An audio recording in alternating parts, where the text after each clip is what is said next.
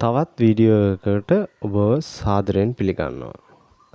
අපි මේ වීඩියෝ එකෙන් බලන්න යනවා ඔයාගේ කණ්ඩායමට ඇතුල් වෙන්න මුරකේතය අමතක වුණ අවස්ථාවක කොහොමද නැවත මුරකේතය ලබා ගන්න කියලා.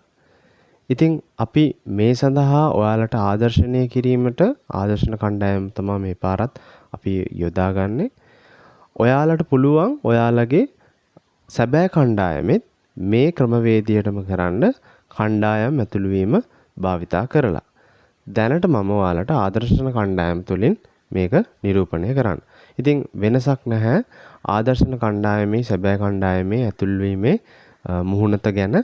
ඔයාලට පුළුවන් සමාජිකයන්ගේ ඇතුල් වීම තැන බලන්න.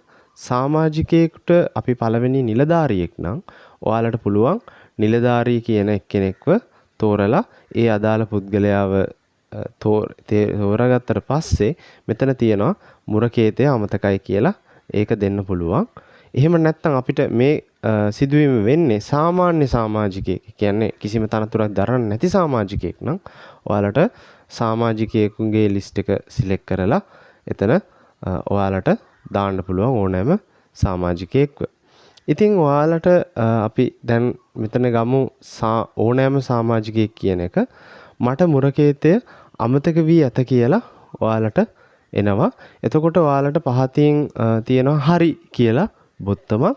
මේ බොත්තම එවුවට පස්සේ ඔයාලට මේ ඩ්‍රීම් සේව් ගිණුම ඕගොල්ලෝ හදද්දි ඔයාලා මුලදී ඇතුළත් කරන ලද දුරකථන අංකයට ඔයාලට කෝඩ් එකක් එනවා. ඒ කෝඩ් එක ඔයාලට මෙතන ඇතුළත් කරන්න බොක්ස් එකක් එනවා. ඒ කොටුවට ඔයාලගේ ෆෝන් එකට එන කෝඩ් එක දාලා ඔයාලට නැවත පාස්කෝඩ් එක ගන්න පුළුවන්. ඉතින් ඔයාලට ඩ්‍රීම් සේව් ගිණුමක් හදද්දී ඔයාලට ඩ්‍රීම් ID එකක් තියෙනවා. ඒතකොට ඩ්‍රීම් ID එකත් ඔයාලට දාලා ඒකත් අමතක වුණොත් ඩ්‍රීම් ID එකත් අමතක වුණොත් පාස්කෝඩ් එකත් එක්ක අපිට කණ්ඩායම නැවත ලබා ගන්න හම්බෙන්නේ නැහැ. ඒ නිසා හොඳම දේ තමයි මේ දේ මේ තරම් දුරට අරගෙන එන්නේ නැතුව ඔයාලගේ ඩ්‍රීම් ID එකයි ඔයාලගේ පාස්කෝඩ් එකයි හොඳට පරිස්සමෙන් ඒක ඔයාලගේ ආරක්ෂිත තැනක ලියලා තියාගන්න එක. මොකද මේක ඔයාලගේ බැංකුවේ ඔයාලට හම්බෙන ගිණුම් අංකයකට හා සමාන දෙයක්. ඒ නිසා මේක ඉතාමත් පරිස්සම් කරන්න ඕනේ.